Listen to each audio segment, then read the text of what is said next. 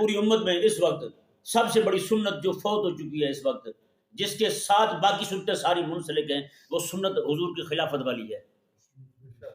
خلافت والی سنت یعنی اسلام کی حکومت والی سنت، یہ وہ حکومت ہے، یہ وہ سنت ہے آقا علیہ السلام کی، جس کو میرے آقا علیہ السلام نے بڑی ساری قربانیاں دے کے قائم کیا تھا، بڑی قربانیاں دے کے قائم کیا تھا۔